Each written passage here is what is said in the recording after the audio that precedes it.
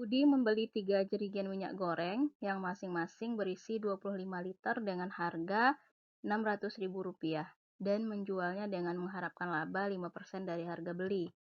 Beberapa hari kemudian, harga minyak goreng turun dan Budi terpaksa menjual sisa persediaan minyak goreng sebanyak 21 liter dengan harga Rp7.400 per liternya.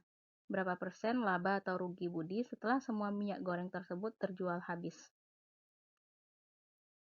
Oke, pertama-tama kita cari dulu harga per liter untuk 3 jerigen minyak goreng.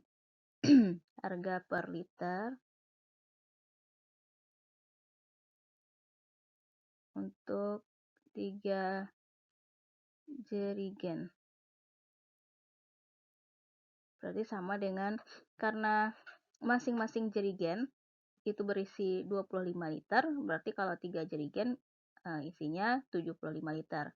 Dan karena harganya adalah Rp600.000, berarti untuk per liternya sama dengan Rp600.000 dibagi dengan 75, karena 3 jerigen ya. Jadi hasilnya sama dengan Rp8.000. Kemudian, ia menjualnya dengan mengharapkan laba 5% dari harga beli.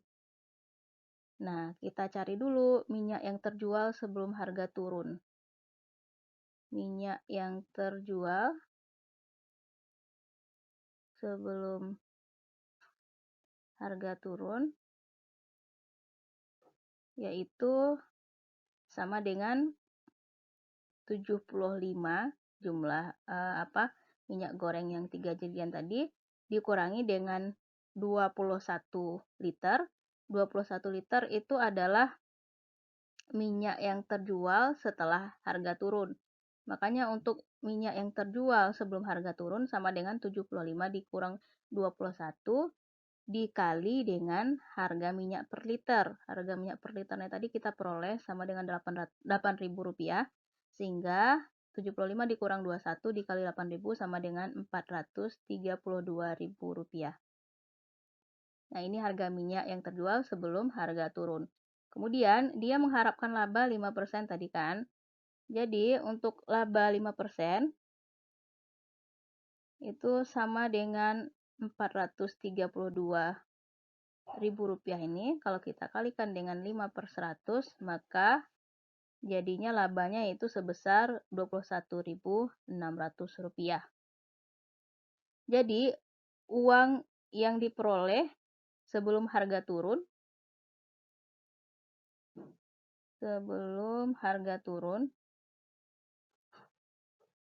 yaitu sama dengan Rp432.000 tadi ditambah dengan labanya. Labanya adalah Rp21.600. Jadi sama dengan Rp453.600. Kemudian, minyak yang dijual setelah harga turun dapat kita cari. Minyak setelah harga turun yaitu terjual sebanyak tadi kan 21 liter ya. Berarti 21 dikali dengan harga per liternya adalah Rp7.400. Sama dengan Rp155.400. Jadi, kalau untuk mencari labanya sama dengan minyak uang yang diperoleh sebelum harga turun tadi, kemudian kita tambah dengan yang ini nanti, kemudian dikurangi dengan harga yang Rp600.000. Jadi 53.600 ditambah dengan 155.400, kemudian dikurang dengan harga minyak yang 3 jerigen tadi, yaitu Rp600.000. Jadi sama dengan Rp609.000 dikurang dengan Rp600.000 sama dengan Rp9.000. Nah, pertanyaannya adalah berapa persen laba atau rugi setelah semua minyak goreng itu terjual. Nah, sekarang karena yang diperoleh dalam bentuk positif, berarti yang diperoleh itu adalah laba ya. Jadi persentase laba yaitu sama dengan 9.000 dibagi dengan 600.000, harga keseluruhan tadi ya, sama dengan dikali dengan 100%. Nah, hasilnya adalah 1,5%. Oke, teman-teman, jadi jawabannya adalah yang A. Labanya sebesar 1,5%. Dalam sebuah lab kimia, terdapat 3 botol cairan A dan 4 bungkus cairan B. Jika botol cairan A sebanyak 756 ml dan per botol cairan B sebanyak 467 ml, maka volume cairan A dan cairan B adalah, nah ini tidak terlalu susah ya, volume totalnya dapat kita cari dengan menjumlahkan volume cairan A dan volume cairan B. Nah, karena tadi ada 3 botol cairan A dan setiap botolnya berisi 756, maka 3 kali 756 ml ditambah dengan untuk cairan B ada 4 bungkus, berarti 4 dikali dengan per bungkus atau per botolnya ada 467. Jadi hasilnya setelah saya cari tadi adalah 4136. Untuk penjabaran hitungannya silakan teman-teman ulang cari ya. Kalau saya di sini langsung buatkan hasilnya. Soal berikutnya. Khairu dengan kecepatan rata-rata 60 km per jam menggunakan mobil ke sebuah kota di Jawa Timur. Dia berangkat dari pukul 6.14 dan tiba di tujuan pukul 12.29. Pada pukul 9.16 sampai dengan pukul 9.36, dia beristirahat di sebuah restoran. Jarak perjalanan yang dilakukan Khairu adalah, nah ilustrasinya begini nih. Misalnya ini tujuan Khairu di sini, kemudian A asalnya, B tujuannya. Berangkatnya pukul 6.14, kemudian nyampainya pukul 12.29. Dia istirahat dari jam 9.16, kita misalkan saja di sini istirahatnya 9.16 sampai dengan 9.36. Jadi lama istirahatnya itu si Khairu ini adalah dari 9.16 sampai 9.36 itu ada 20 menit. Kemudian dari berangkat sampai dia menuju ke kota B ini atau menuju ke daerah tujuannya, yaitu ada berapa jam nih? Jam 6.14 sampai 12.29. Berarti kita bisa kurangi seperti ini. 5, 1, 6. Berarti ada selama 6 jam 15 menit. Kemudian kita kurangi dengan